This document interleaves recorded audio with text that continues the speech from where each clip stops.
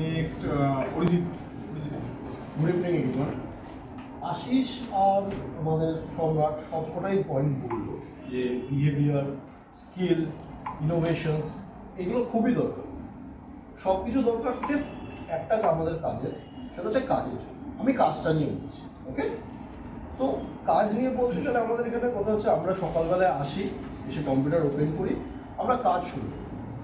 কাজ শুরু করার পরে আমরা সারাদিনের রিপোর্টটা দিই সন্ধ্যে 6:30 থেকে 6টা, দেন আমরা বাড়ি যাই।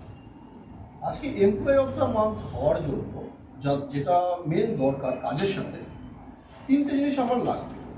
কাজের সিনসিয়ারিটি, কাজ করতে হবে প্যাশনের সাথে, আর যখন তুমি সেই কাজটা করছো তার রেসপন্সিবিলিটিটা নিতে হবে। একটা প্রজেক্ট আসা মানে এই না যে আমরা কাজ করলাম, কাজ করে চলে গেলাম। সেটা যদি আমি রেসপন্সিবিলিটি নিয়ে কাজটা শেষ করি, দেন আমাদের গ্রোথ আগে।